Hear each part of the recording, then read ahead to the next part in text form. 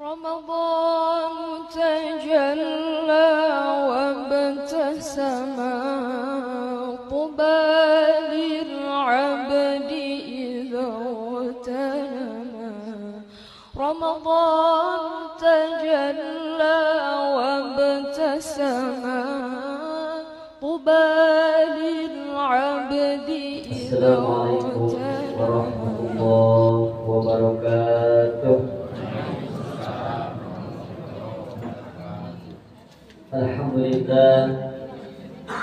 Alhamdulillahilladzi kana bi ibadihi khabiran basiran. Tabarakalladzi ja'ala fis samai burujan wa ja'ala fiha sirajan wa qamaran munira. Ashhadu an la ilaha illallah wa ashhadu anna Muhammadan abduhu wa rasuluh alladzi ba'athahu bil haqqi basyiran wa nadhiran wa da'iyan ilal haqqi bi iznihi wa sirajan munira. Allahumma shalli wa sallim wa barik ala habibina wa nabiyyina wa maulana Muhammad sallallahu alaihi wasallam wa ala alihi wa ashabihi wa sallama tasliman katsiran, amma ba'du. Qala Allah ta'ala fi kitabihil karim, a'udzu billahi samiil 'aliim minasy syaithaanir rajiim. Bismillahirrahmanirrahim. Ya ayyuhalladzina amanu kutiba 'alaikumus-syiyam kama kutiba 'alal ladzina min qablikum la'allakum tattaqun. Al-ayat. Shadaqallahul 'azim wa shadaqa rasuluhun nabiyyul karim wa nahnu 'ala dzalika minasy syahidin wasyakirin. Walhamdulillahirabbil alamin. Hadirin yang saya hormati, Kersana Kesepuhan DKM Masjid Jami At-Ta'awun sareng sadaya reng-rengan para pengurus Masjid At-Ta'awun sareng sadaya para jamaah anu hadir di tempat kumaha daramang sadayana. Alhamdulillah. Insyaallah pada saat ini saya akan menyampaikan sedikit materi yang berkaitan dengan hikmah di balik puasa. Sebelumnya kita berdoa dulu, mudah-mudahan kita semuanya bisa melaksanakan puasa dengan baik dan sempurna. Amin ya rabbal alamin. Karena dengan puasa itu berkah, sumun tasihu. Saya ada cerita jamaah dekat sekali. Kata dokter, Bapak jangan puasa karena lambungnya punya penyakit berat, kronis lah katanya. Jadi Ramadan ini Bapak nggak boleh puasa, makan saja. Si Bapak itu nggak menjawab, diem aja. Akhirnya pulang ke rumah, dah, lagi mau bilang gitu. Puasa tahun lalu, bukan sekarang, tahun lalu. Kenapa saya menceritakan? Karena tahun lalu terjadi. Setelah beres Ramadan, si bapak itu sebelumnya tiap hari itu memakan obat lambung. Setelah beres puasa Ramadannya tamat, penyakit lambungnya hilang. Sampai sekarang gak pernah minum obat itu lagi. Allah Akbar. Ternyata puasa itu betul-betul menjadi obat. Jadi saya balik lagi kepada awal bahwa banyak hikmah di balik puasa. Kalau tidak ada hikmah di balik puasa, mana mungkin Allah Subhanahu wa ta'ala menyerukan kepada kita, ya ayyuhalladzina amanu kutiba alaikumusiyam. diwajibkan kepada kalian berpuasa. Puasa itu apa? Menurut bahasa, puasa itu al-imsak. Imsak artinya nahan. Makanya sebelum datang fajar, 10 menit sebelum fajar itu sudah ada imsak. Itu bukan habis waktu sahur, tapi aba-aba, tahan, sudah, jangan dulu makan. Kalaupun kita masih punya, ya silahkan sholat saja. Kalau baru imsak, karena belum masuk waktu puasa. Masuknya waktu puasa itu adalah keluar fajar sidik atau awal waktu subuh, bukan yang adzan. Kalau yang adzannya telat, gimana? Untung masih ini adzannya telat, jadi saya masih bisa makan. Enggak gitu.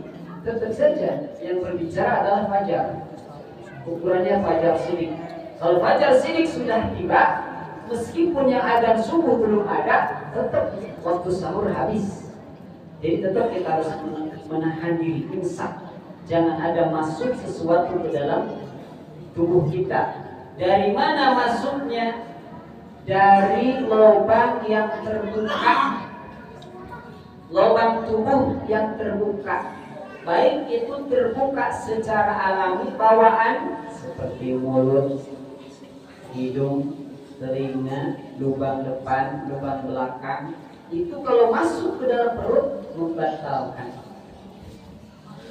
Atau lubang yang memang dilubangi oleh dokter, seperti orang yang dioperasi sehingga bolong anggota tubuhnya.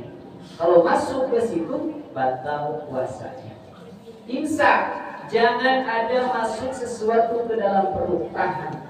Nah, itu menurut bahasa imsak. Menurut istilah adalah menahan segala sesuatu yang membatalkan puasa. Kalau hadirin sadayana, insya Allah puasa bisa ditahan, tidak akan batal.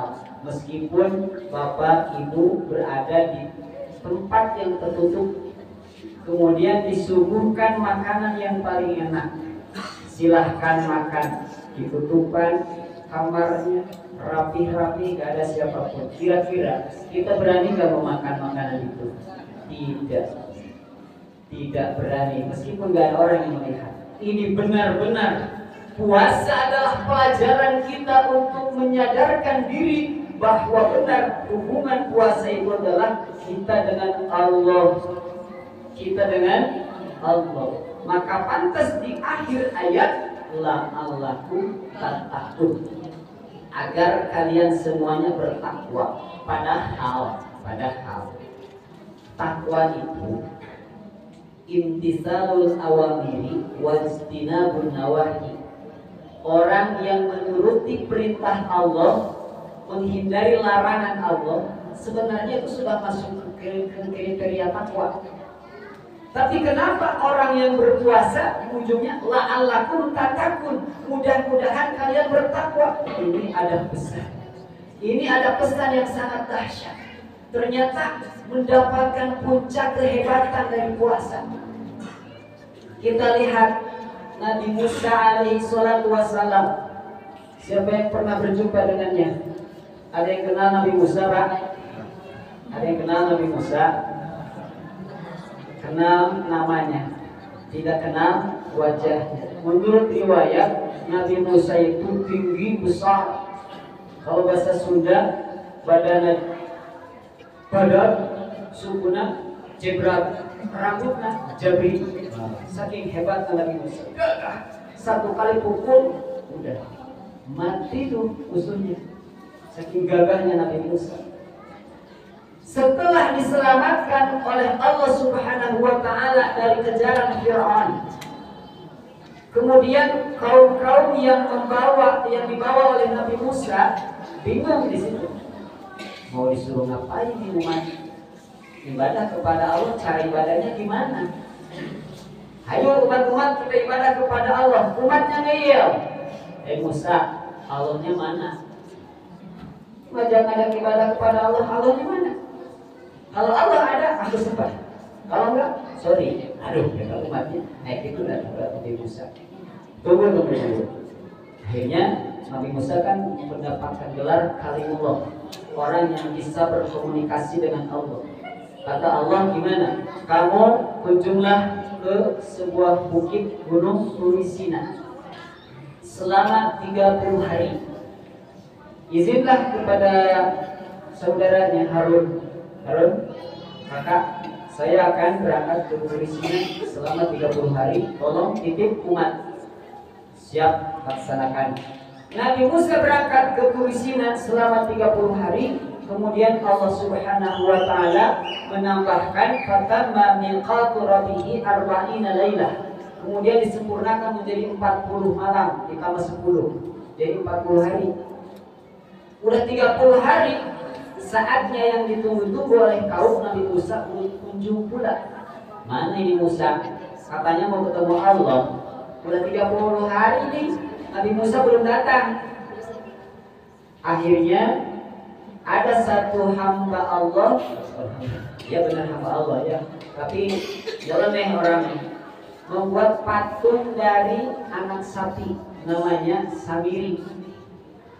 Ini Allah nih, dibikinlah patung anak sapi dan dengan sihirnya si anak sapi itu bisa bicara.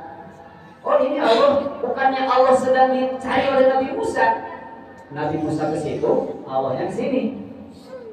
Jadi sepakatlah kaum Nabi Musa semuanya menyembah patung sapi pada waktu itu. Nabi Musa sedang ngapain di Turisina? Sedang disucikan dirinya oleh Allah Subhanahu wa taala, berpuasa selama 30 hari, kemudian disempurnakan 10 hari jadi 40 hari. Setelah 40 hari selesai, baru Taurat diturunkan oleh Allah Subhanahu wa ta'ala. Berhaklah Nabi Musa mendapatkan Taurat. Meskipun Nabi Musa menyampaikan keinginannya, wahai Allah, tampakkanlah zatmu biar aku tambah yakin kepadamu. Sebenarnya aku sih sudah yakin Allah itu ada, tapi umat-umat ini nanya nih, agar menampakkan dirimu wahai Allah. Cek Allah gimana? Wahai Musa, lihatlah gunung tuh. Kalau gunung masih utuh, kau akan bisa melihatku. Tapi kalau gunung tidak utuh, taubatlah kau kepadaku. Aku ini benar-benar ada. Oh, ternyata gunung langsung berubah. Nabi Musa pun langsung pingsan. Kemudian taubatlah Nabi Musa. Wa kallamallahu Musa takliman. Allah Subhanahu wa taala berfirman langsung, dibuka hijab oleh Allah Subhanahu wa taala kepada Nabi Musa tanpa ada batasan. Nikmatnya Nabi Musa luar biasa sampai Nabi Musa pulang dari Turisina mendengar suara manusia seperti suara himar. Wa inna ankaral aswati la sawtul hamir. Surah Luqman. Sesungguhnya suara yang paling jelek adalah suara himar. Nabi Musa kalau mendengar orang-orang berbicara ditutup telinganya. Saking tidak enaknya mendengar manusia. Yang enak adalah mendengar kalamullah. Taurat langsung diterima oleh Nabi Musa setelah berpuasa 40 hari. Kemudian kita lihat sejarah Nabi kita, Nabi Muhammad sallallahu alaihi wasallam. Di saat kekacauan umat orang-orang Mekah, kemaksiatan merajalela, kemungkaran di mana-mana, Nabi Muhammad merasa tidak betah dengan perbuatan kaum tersebut. Nabi Muhammad sallallahu alaihi wasallam beruzlah ke Gua Hira. Diantarin makanan oleh Sayyidah Khadijah. Kadang-kadang Nabi yang menjemput Sayyidah Khadijah dari 10 hari sampai 30 hari di Gua Hira. Setelah 30 hari selesai, Nabi Musa di usia ke-40-nya turun wahyu pertama. Iqra bismi rabbikal ladzi khalaq. Setelah apa? Setelah Nabi Muhammad sallallahu alaihi wasallam berpuasa selama 30 hari. Tapi perintah puasa belum turun saat itu.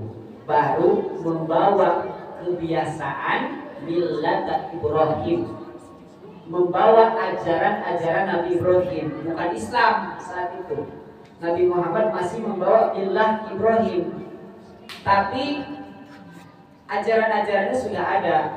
sopan santun, menghargai, tidak boleh melukai orang lain dan seterusnya. Beribadah kepada Allah dari mulai Nabi Adam itu ibadah kepada Allah, tauhid sudah ada. Sampai Nabi Muhammad SAW pun sebelum datang Quran surat Al-Alaq 1-5 sudah bertauhid kepada Allah, tapi belum dapat perintah puasa. Di bulan itu ternyata bulan Ramadan, Nabi kita SAW beruzlah ke Gua Hira. Setelah rengsek, setelah beres dalam uzlahnya, nah baru turun ayat. Berarti Nabi disucikan oleh Allah Subhanahu wa Ta'ala, disiapkan dirinya untuk menerima Al-Quran. Loh kita gimana nih? Sehari-hari banyak lupa kepada Allah, sehari-hari banyak lalai kepada Allah. 1 tahun diambil 1 bulan, berarti 11 bulan. 11 bulan kita lalai kepada Allah. Turunlah 1 bulan untuk menghapus dosa-dosa kita, maka namanya Ramadan. Ramadan diambil daripada kata ar-ramdu, artinya menghapus. Seperti ini, seperti kemarau 1 tahun, kemudian dihujani siang malam selama 1 bulan. Kira-kira bersih atau bersih banget? Bersih pisan. Terbayanglah bagaimana pohon-pohonan yang tidak pernah terkena air hujan, kemudian banyak debu yang bertebaran, nempel di pohon, nempel di tembok-tembok jalan, nempel di mana, di pohon-pohon, di daun-daun. Hujan, jangankan 1 bulan, 2 hari 2 malam hujan terus-terusan, si pohon itu akan bersih. Ini 1 bulan. Bayangkan, makanya pantas dari Jumat ke Jumat, dari Ramadan ke Ramadan, itu ternyata menghapuskan dosa. Alhamdulillah, berbahagialah kita semuanya berada di bulan suci Ramadan, yang apabila dimaksimalkan bulan suci ini dengan baik, insya Allah dosa selama 1 tahun yang lalu kita diampuni oleh Allah Subhanahu wa Ta'ala. Amin ya rabbal alamin. Maka bahagialah, manfaatkanlah. Mari kita maksimalkan bulan suci Ramadan ini untuk mendekatkan diri kepada Allah Subhanahu wa Ta'ala, menguatkan ketakwaan kita kepada Allah Subhanahu wa Ta'ala. Satu hal terakhir, bekalilah diri kita dengan ilmu dalam beramal. Karena apa? Orang yang beramal tanpa ilmu laksana seperti orang yang melihat tanpa lentera. Bagaimana mungkin dia melihat tapi tidak punya penerangan? Bapak di sini bisa senang ibadah karena ada lampu. Coba lampunya dimatikan, gelaplah, susah untuk membaca Al-Quran. Lalu bagaimana orang yang tidak ibadah kemudian tidak punya ilmu? Laksana seperti orang yang buta. Sudah mah buta, tidak punya lentera, bahaya. Pun dia punya lentera, kalau buta tetap saja tersesat. Dia harus punya untuk membimbing dirinya, punya tongkat. Artinya dia harus mengikuti orang-orang yang paham ilmu. Meskipun tidak punya dalil, gak apa-apa, ikutin saja. Itu seperti orang buta yang punya lentera, tidak bisa digunakan lentera. Cukup ini apa namanya? Ikut aja. Namanya taklid. Orang yang tidak taklid harus punya ilmu. Kemudian dia akan beramal sesuai tuntunan. Maka niscaya seperti orang yang melihat dan mempunyai lentera, di saat mati lampu dia tidak akan tersesat, dia tidak akan merasa kegelapan, selalu dalam bimbingan hidayah dan taufik Allah Subhanahu wa Ta'ala. Demikian yang dapat disampaikan, mudah-mudahan ada manfaatnya. Kun maswaba wa da'man qadar wal afu minkum akhir kalam. Wassalamualaikum warahmatullahi wabarakatuh.